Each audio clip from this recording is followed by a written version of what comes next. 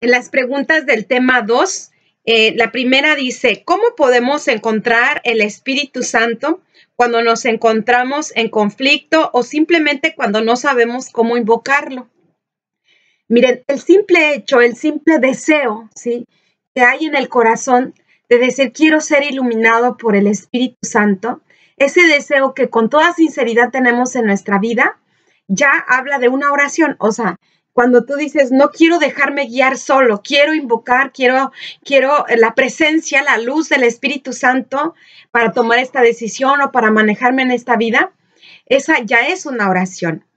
Y si a esa oración de ese sentimiento le unes una plegaria, así sea el Padre Nuestro, o aunque no sea una plegaria ya formulada, sino que algo que salga de tu corazón, algo que tú puedas decir, ven Espíritu Santo a mi corazón, recíbeme, ilumíname, esa es ya una oración con la cual estás pidiendo, invocando la presencia del Espíritu Santo.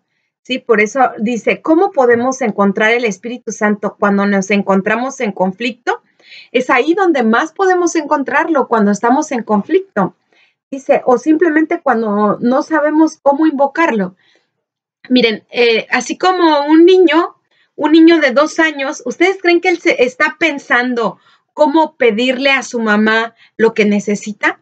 O simplemente lo pide como le salga. Así no sepa hablar, así él se hace entender de alguna o de otra forma, ya sea llorando, ya sea jalando a la mamá, ya sea señalando lo que quiere, pero él se hace entender. De esa misma manera, hermanos, también nosotros podemos hacernos entender que queremos la luz del Espíritu Santo, aunque no sepamos orar, ¿sí? Aunque no sepamos cómo invocarlo. Pregunta 2.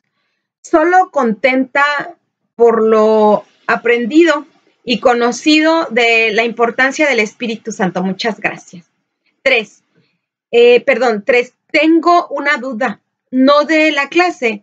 Mi hija, que vive en Santiago, se hizo amiga de una abuelita humilde y ella le dijo que le iba a enviar unos angelitos a su casa, los recibes con un altar y les rezas por una semana en forma espiritual y después los envías a otro hogar.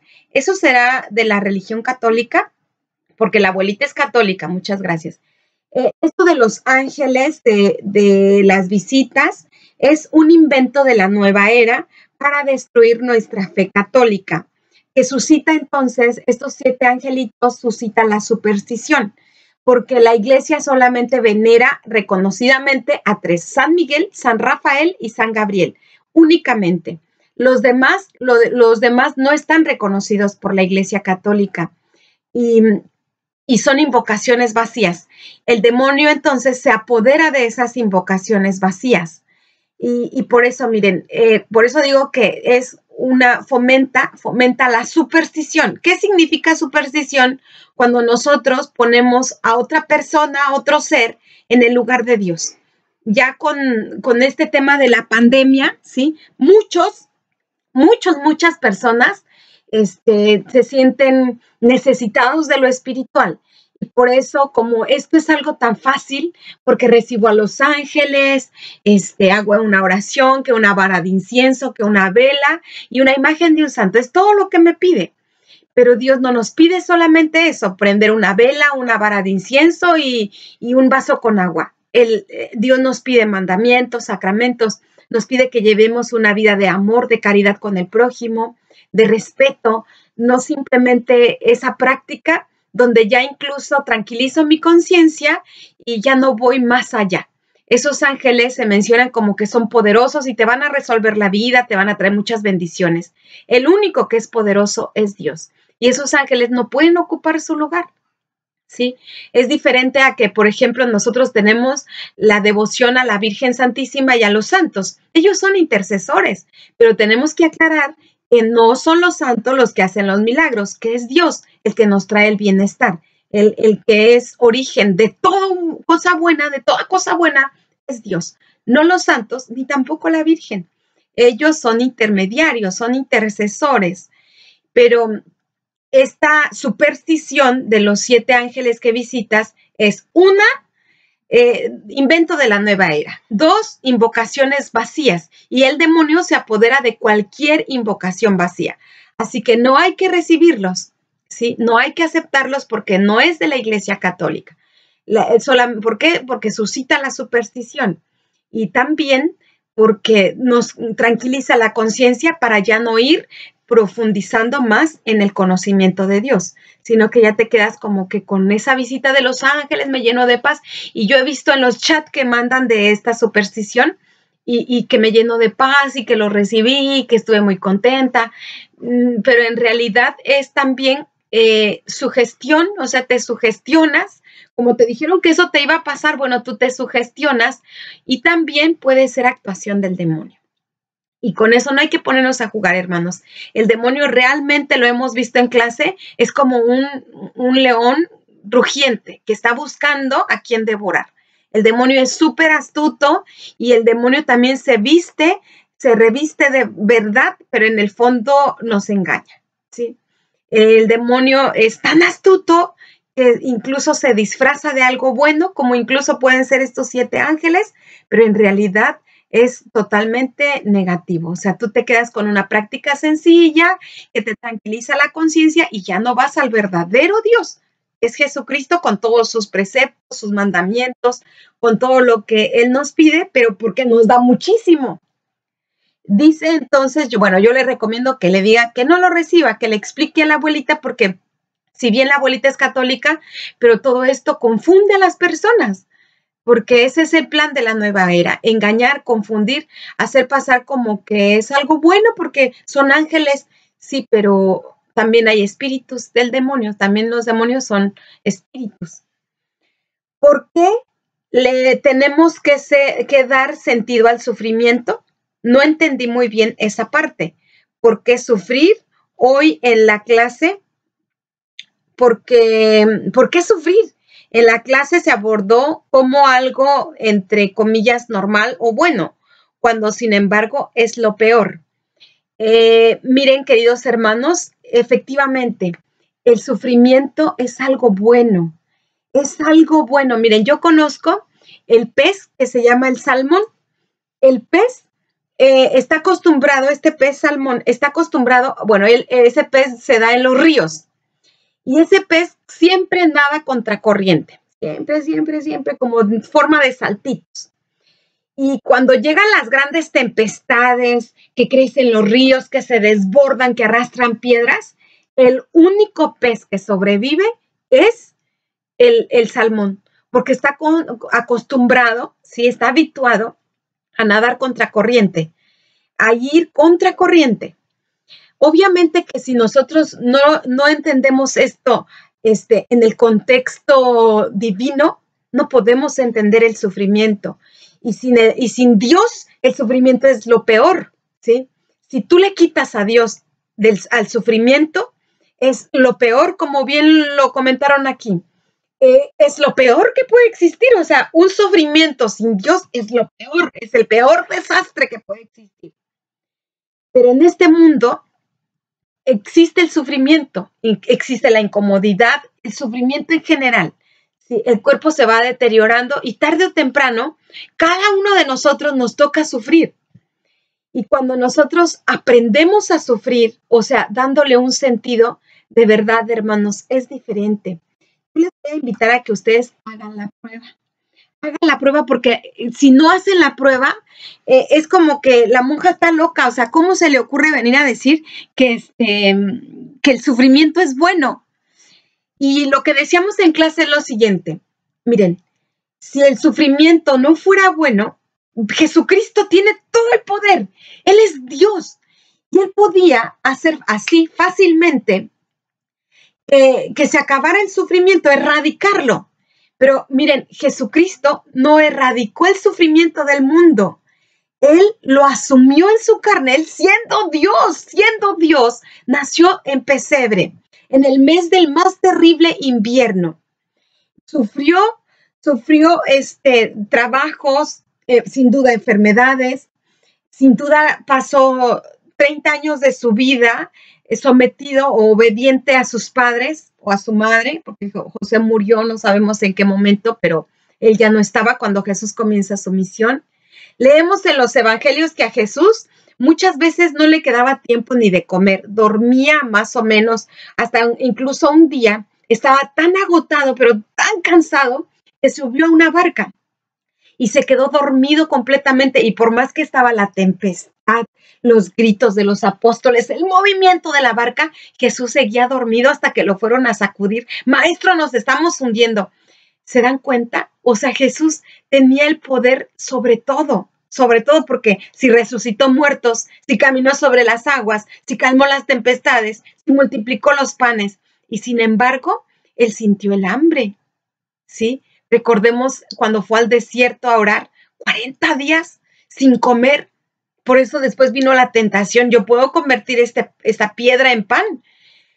Y así, o sea, ya hasta llegar el momento cuando su misión estaba llegando al fin, recordemos que él sufrió la cruz. Él sufrió la cruz. Taladraron sus manos y sus pies. La corona de espinas le llegó hasta tan profundamente que aquí en la sábana santa vemos como un rulito o un chinito, decimos en México, y no es un rulito, es la masa encefálica. Esa espina con la que han coronado a Jesús es una espina que tiene mucha ponzoña. Se da en los montes áridos, ¿sí? Y esa espina provoca unas punzadas por el veneno que tiene. Imagínense que a Jesús le taladraron también la cabeza con esa espina, porque es una espina muy dura.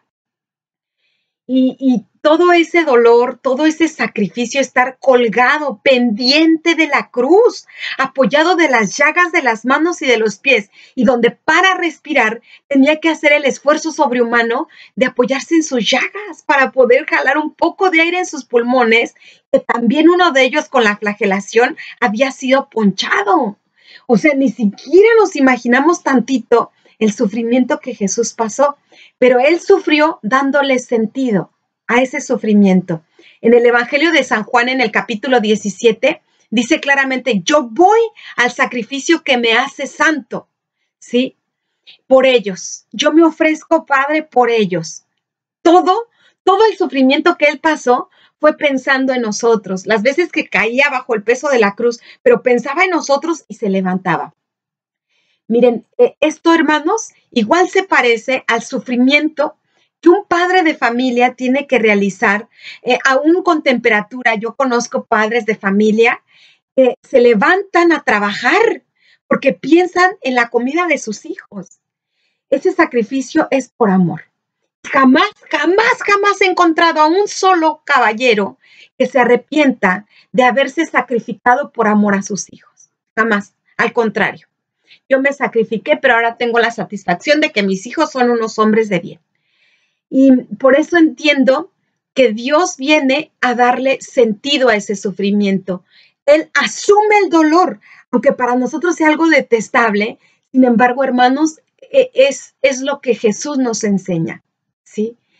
Jesús nos dice que si nosotros aceptamos el dolor, que es inevitable no sufrir, pero si lo asumimos en nuestra carne, vamos a poder tener una recompensa enorme. El sufrimiento, hermanos, es bueno. Yo tengo un tío que hace 1 año, 3 meses murió. Él tenía 59 años. Cuando él se cae de 60 metros, estaba trabajando, porque era súper joven, 60 años, y cae de esa altura y queda parapléjico. Estuvo como 1 año y medio enfermo, muy mal, imagínense, solamente podía hablar y le daban la comida toda licuada. Era verdaderamente terrible su situación, hermanos. Triste. Y yo le decía a mi mamá, mira mamá, esa es una oportunidad. Tú no te das cuenta, pero esa enfermedad dolorosa, terriblemente dolorosa, es una bendición. Es una bendición porque precisamente él nunca se había acercado a Dios. Él jamás había ido a misa, no se preocupaba por los sacramentos. Y lo que a él le ha pasado, mamita, es precisamente un remedio, cómo poder decir una oportunidad para que él conozca más a Dios. Y sí, o sea, esa enfermedad tan dolorosa a él le llevó a hacer su primera comunión allí en la cama donde estaba, a confesarse, a recibir los sacramentos y a morir en paz. Sí, sufrió año y medio, pero le espera una eternidad, que sin esa enfermedad puede ser que no hubiese llegado a la eternidad, al cielo, a la presencia de Dios. Y a veces nosotros no entendemos y Dios quiere salvar nuestra alma y tiene que enviarnos ciertas circunstancias difíciles para que a ver si de esa manera nosotros lo buscamos, nosotros nos arrepentimos. Dios tampoco quiere que nosotros suframos, Él quiere que seamos felices, pero no solamente felices un ratito, un momento, sino eternamente. Así es, queridos hermanos, por eso les voy a invitar a que, a que aprendamos a sufrir, ¿sí? O sea, ¿qué significa aprender a sufrir? A darle un sentido a cada sufrimiento, así sea un dolor de cabeza, un dolor de rodillas, un dolor de lo que sea, pero dale sentido, ofrécelo y únelo al dolor de Jesucristo. Y ahí tú te vas a dar cuenta cómo se sufre diferente y ese sufrimiento se convierte en salvación. Pregunta 5. ¿Por qué los cristianos no hemos sabido ser testigos, discípulos de Dios? ¿Qué hace que la persona evangélica sea tan pasional al hablar de Dios? Miren, yo pienso que es porque en las sectas o dentro de, bueno, sabemos que no hay que tenerle miedo a esta palabra de secta, ¿no? Secta quiere decir organización humana y todo lo que no es religión, porque solamente se consideran 5 las religiones en todo el mundo, debido a que están estructuradas de tal manera que pueden tener ese nivel de llamarse religión. Las demás son sectas, o sea, organizaciones humanas, eso es la palabra secta. Y que en el momento, una estadística ya bastante vieja, pero para darnos una idea, es de 4.564 distintas organizaciones humanas o sectas. Son fundadas a partir de Martín Lutero, con los luteranos, después ya entre más divisiones que se dieron dentro de estas mismas sectas, como fueron los calvinistas, los bautistas y en fin, o sea, hasta las actuales, ¿no? Que no tendrán ni siquiera 200 años. Los cristianos evangélicos tendrán 200 años de haber sido fundados por Elena G. de White y hay otros fundadores también.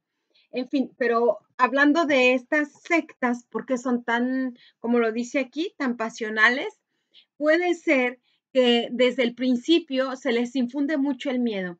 En todas estas sectas se trabaja mucho con el miedo, si no eres de los nuestros, no te vas a salvar. Esa es como su teología que ellos manejan, en donde ya va a venir el fin del mundo. Hay quienes quieren remarcar así todavía con más fuerza esto de la escatología del fin del mundo, de la condenación. Incluso me decía una persona que ella era una niña como de 10 años cuando les han puesto un video de cómo se queman las almas de los católicos en el infierno y que ella quedó traumadísima, o sea, traumada para el resto de sus vidas, porque de chiquita le pusieron ese tipo de películas donde se muestra los sufrimientos del infierno. Entonces, en este tipo de organizaciones humanas, se infunde mucho el miedo. Y si nos damos cuenta, como que es lo que más les gusta predicar cuando se está, por ejemplo, cuando van por las casas o cuando se está por las calles. En cambio, en la Iglesia Católica, la principal doctrina es el amor, o lo que más debe preocuparnos en mostrar es precisamente el amor de Dios. Y puede ser que nos ha faltado también a nosotros de parte de la iglesia el infundir, ¿no? El amor, porque si bien por miedo nosotros podemos hacer un montón de cosas, el amor todavía es más grande, o sea, por amor deberíamos de ser más entregados a ser esos testigos de Cristo. Y yo creo que ese es el motivo, o sea, el que, nosotros en la iglesia no se nos trata de infundir el miedo a Dios, no porque tampoco Dios quiere eso, que por miedo hagamos las cosas. Él quiere que lo hagamos, pero que sea por amor. Si todo lo que hagamos sea por amor. Bien, dice, me gustaría que yendo a lo profundo de la doctrina de Jesucristo, reafirmar mi fe. Nunca la he perdido, pero sí he preguntado por qué y para qué soy humana. He sufrido esta pandemia, ha sido cruel, perdidos hermanos y mi cuñada. Me gustaría respuestas profundas. Yo solo he orado, orado y orado junto a mis hermanos.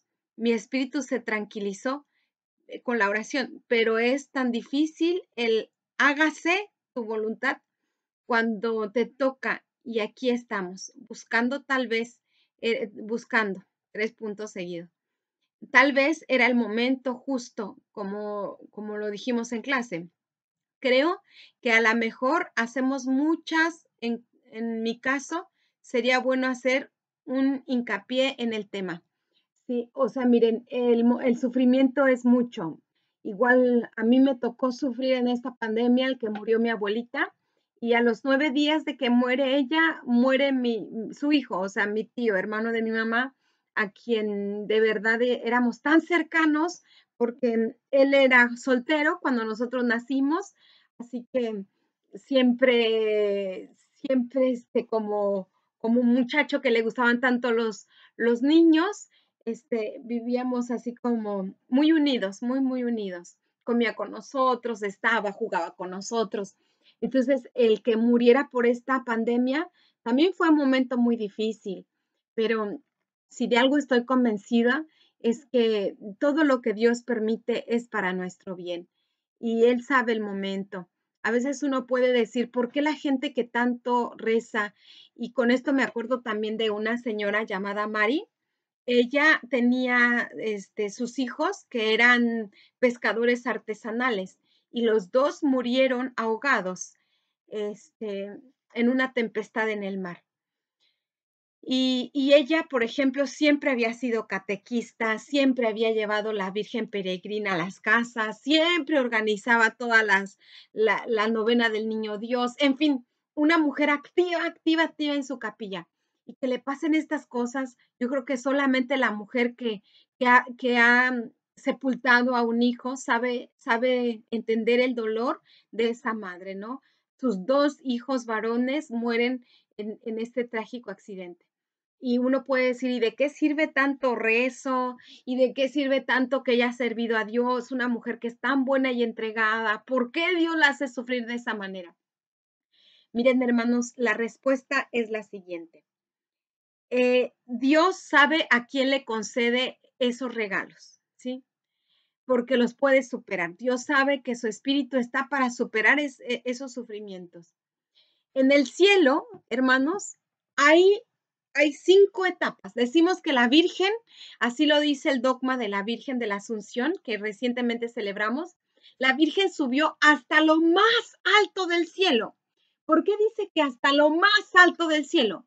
Porque el cielo va por etapas y Santa Teresa de Ávila cuenta que hay 5 etapas, 5 moradas. ¿Sí? Está la gente que fue buena y va a la primera morada, o sea, podríamos decir, al primer cielo. San Pablo dice que él conoció a alguien, pero los teólogos dicen que se refiere a él mismo, y dice que San Pablo llegó hasta la quinta morada. Perdón, hasta la tercer morada. De hecho, perdón, hasta el tercer cielo, llama así San Pablo. Hasta el tercer cielo. Tuvo un hombre que llegó hasta el tercer cielo, pero que de ahí no ha conocido a alguien que llegue más, o sea, hasta donde está la Virgen con la Santísima Trinidad, lo más alto del cielo. Hay un sacerdote en Estados Unidos, en Canadá, él, él va por el mundo contando su mal testimonio, porque él 25 años de su vida estuvo llevando una doble vida. Él tenía mujer con 3 hijos y a la vez estaba al frente de una parroquia. Daba su servicio, en fin, pero tenía su doble vida, ¿no? Como sacerdote no puede tener familia, no puede tener hijos ni esposa. Sin embargo, él así lo hacía. Él la enferma, su mamá súper católica, su mamá sí sabía de cómo él estaba viviendo siendo sacerdote. Y su mamá rezaba, rezaba a la viejita, pero rezaba a la Virgen. Él enferma y muere, muere literalmente. Y dice que él, en esa muerte que él tuvo, él se ve en el quinto infierno. Este sacerdote, se sabe que así como hay un quinto cielo, también hay un quinto infierno, que van donde, que ese quinto infierno es donde va la gente que fue tan mala que por su causa muchas almas también se perdieron. O sea, al quinto cielo van aquellas almas que colaboraron también para la salvación de muchos, ¿sí? Que supieron soportar los sufrimientos, los dolores, siempre unidos a Jesús. Ahí va el quinto cielo. Y entonces dice que este sacerdote llegó hasta el quinto infierno y ahí tuvo su conversión. O sea, y por los rezos de su mamá le concedió el poder volver, el poder regresar de ese quinto infierno. Y por eso es que ahora viste un saco así tan sencillo, tan rústico, tan burdo, anda descalzo en medio de la nieve, en medio del calor insoportable y come solamente una papa con sal y nada más y agua simple. Cuando los obispos le dicen, no, pero mira, come, te doy permiso, él dice, mire, lo que yo estoy sufriendo aquí en la tierra no se compara en lo más mínimo, con lo que yo debía de estar sufriendo eternamente en el infierno. Así que por favor, permítame seguir haciendo esta penitencia.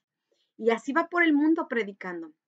Por eso, queridos hermanos, se sabe pues que hay y por muchos otros más testimonios que no tenemos tiempo de compartir, se sabe que así como hay un quinto infierno, hay un quinto cielo, que Jesús quiere que también otras almas vayan hasta ese quinto cielo y por eso permite más sufrimiento a quien sabe que lo va a poder llevar, ¿sí? A quien va a dar la gracia especial y que esa persona lo va a recibir para que pueda superar ese dolor. Miren, todo lo que podemos sufrir en este mundo y que puede ser mucho como esto que me están compartiendo, la muerte de un ser querido, no se compara. De verdad, San Pablo lo dice claramente, los sufrimientos de esta vida presente no se comparan con la gloria que vamos a poder recibir un día. Miren, ojalá que nosotros sepamos perseverar aún en el sufrimiento, aún en las pruebas, porque realmente, miren, la gloria que nos espera, si somos pacientes en el sufrimiento, es mucho más grande. Cuando estemos allá, vamos a ver que no fue nada lo que sufrimos si lo comparamos con esa gloria que no es temporal, es eterna, es eterna. Y nuestra esperanza ante los que han muerto, pues es el cielo, ¿sí? Es el cielo, es el cielo. Dios eligió el mejor momento. Y aunque en este momento de dolor no lo entendamos, sin embargo, no busques entenderlo, simplemente acéptalo. Simplemente pídele a Dios que te conceda la fuerza que necesitas. Simplemente aférrate a Dios como pienso que lo estás haciendo. Y Él te va a sacar adelante. Él te va a hacer sentir la fuerza. Él te va a mostrar el por qué Él decidió este momento. 7. ¿Qué es Paráclito? Bien, la palabra Paráclito quiere decir abogado, defensor y se refiere al Espíritu Santo. Eso literalmente quiere decir Paráclito, ¿sí?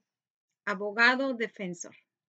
Muchas veces en jornadas, retiros, recitales de música cristiana, uno siente la presencia del Espíritu Santo o quiere sentirla. Y luego te dicen que es como contagio colectivo o la sugestión del momento. ¿Será así? Sí puede ser eso. O sea, nosotros somos muy influenciables, ¿sí? Nos contagiamos. O sea, si por ejemplo vemos que alguien esté con tan buen optimismo, que se está riendo, como que nos contagia su buena onda, ¿no? Y si vamos a un velorio y vemos que la gente sufre, llora, pues también, o sea, como que nos dejamos contagiar por esa tristeza o compartimos esa tristeza. Y cuando hay también, se puede dar estos ambientes donde se alaba a Dios, se glorifica y que uno puede decir, es que estoy sintiendo a Dios, siento la presencia de Dios. Entonces, ¿es un contagio o realmente es Dios el que está ahí? Miren, ¿cómo poder darnos cuenta si tú te dejaste llevar simplemente por un contagio colectivo o si realmente la presencia de Dios llegó a tu vida? Al día después. O sea, al día después de ese concierto, recital, eh, ¿cómo vives? O sea, ¿volviste a hacer lo de siempre? ¿O no hubo un cambio en tu persona? Entonces, ahí podríamos decir que simplemente te dejaste llevar como por el entusiasmo del momento, pero no bajó a tu conciencia, no bajó a tu espíritu, o sea, no dejaste que eso trascendiera en tu vida. Entonces, ahí simplemente podríamos decir es el contagio. Y no hay Espíritu Santo, no hay para nada Espíritu Santo, porque el Espíritu Santo nos hace y nos cuestiona nuestra vida y nos hace tener decisiones fuertes, profundas, al decir, yo quiero cambiar, yo voy a cambiar, yo voy a mejorar en estas actitudes que ya me han dicho que estoy negativa o negativo. Entonces, miren, por ejemplo, yo les he compartido 24 años de vida misionera, pero sobre todo al principio, los primeros meses, a mí se me hizo súper difícil dejar a mis papás, mis costumbres, empezar a obedecer a alguien que te va indicando lo que tienes que hacer. Y se me hizo muy difícil. Después, bueno, esos fueron 6 meses de formación. Después ya me envían de misionera por un año a la sierra, un lugar de los más recónditos, donde había mucha necesidad porque no había sacerdote y donde la única figura religiosa éramos nosotras, dos misioneras laicas, que hicimos una promesa por servirle a Dios solamente un año y yo tenía 17 años y la otra hermana tenía 35. Entonces ella ya tenía 5 años siendo misionera laica y yo tenía un día, ¿no? Yo llegué como misionera ahí, mi primera misión. Entonces, había muchos peligros porque había unas serpientes enormes, incluso se escuchaba así en el fondo como de ay, no sé cómo explicarlo, era como una barranca, algo así. Ahí se escuchaban los leones. Y cómo me acuerdo clarito que en la capilla donde nosotros nos quedábamos, porque eran 12 capillas que nosotros atendíamos. Así que ahí la gente había preparado como ese lugar para que nosotros llegáramos, pero estaba lleno de murciélagos. Hacía un calor, pero un calor insoportable, y tú tenías que dormir tapada, cubierta, porque los murciélagos te andaban ahí dentro. El baño, o sea, era una letrina, este, donde te ibas acercando al baño y salían un montón de murciélagos. O sea, yo obviamente que nadie está acostumbrado a eso, ¿no? Y fue muy difícil para mí esa primera misión. Teníamos que caminar 4 horas, 5 horas, muchos días pasábamos sin comer, o sea, donde la gente no te invitaba porque pensaban como que éramos ángeles, que no comíamos por más que nos veían gorditos, pero fue muy difícil. Y en algún momento yo pensaba en dejar. O sea, no, yo no tengo ninguna necesidad de estar aguantando más encima de esta gente.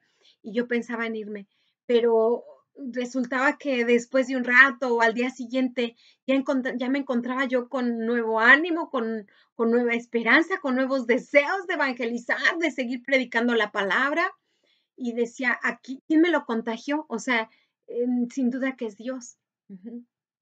Es Dios, porque de la nada me pasaba esto, ¿no? De estar con ese contacto con Dios en la oración, y ahí volvía yo a levantar, ¿no? Otra vez el ánimo, el entusiasmo, y hasta el día de hoy, o sea, 24 años sirviéndole a Jesús, donde ya es toda una vida. Un joven cuando dice, tengo 24 años, pues tú dices, ya es un joven maduro, ya van incluso muchos profesionistas, ya con un trabajo estable. Y yo a esa edad, o sea, digo, ya mi vocación es estable, sé perfectamente qué es lo que Dios espera de mí y así que para adelante. Por eso les digo que en algún momento sí nos podemos dejar de llevar por el entusiasmo, por el contagio, pero cuando es el Espíritu Santo se nota porque después de que sales de un momento de oración es cuando tienes ese entusiasmo. cuando tú lo viviste personalmente, no porque incluso también a nosotros nos puede ayudar el escuchar el testimonio de otra persona, ¿no? También ahí se puede derramar el Espíritu Santo. Pero si eso no es simplemente como una llamarada que de papel, o sea, el papel enciende fuerte, pero en unos cuantos instantes se vuelve a apagar. Entonces, cuando son esas llamaradas, pero que no tienen brasa, es un signo evidente de que se trata de un contagio colectivo, o sea, porque te conformas simplemente con el sentir bonito, es que te sientes súper relajado, se siente la presencia de Dios. Sí, pero eso simplemente es como un aliciente para lo que se viene, o sea, enfrenta después lo que viene. Por eso San Pablo llegaba a decir, ¿quién nos separará del amor de Cristo? El hambre, o sea, porque la sufrió, la persecución, la espada y todo eso que va mencionando, es porque él ya lo sufrió. Y dice San Pablo, estoy convencida, perdón, San Pablo dijo, estoy convencido que ni la muerte, ni la vida, ni lo alto, ni lo bajo, ni lo hondo, ni lo alto, ni lo profundo, nada nos puede separar del amor de Cristo. Nadie nos puede separar del amor que Dios nos ha manifestado. O sea, ahí ya no hay ningún contagio, es la fuerza del Espíritu Santo. Así que cómo poder distinguir cuando es un contagio y cuando es la fuerza del espíritu, cuando da frutos en tu vida cotidiana, ¿sí? A lo largo de tu vida, ¿sí? O sea, donde no es simplemente en un momento lo sentí y después me olvidé. No, no, porque entonces no hay como esa echa raíz en tus convicciones de fe. Bien, queridísimos hermanos, les agradezco el que me hayan dejado estas preguntas. Recuerden que estamos para servir y si alguna pregunta no quedó bien resuelta, me la vuelven a hacer, no importa. Muchas bendiciones.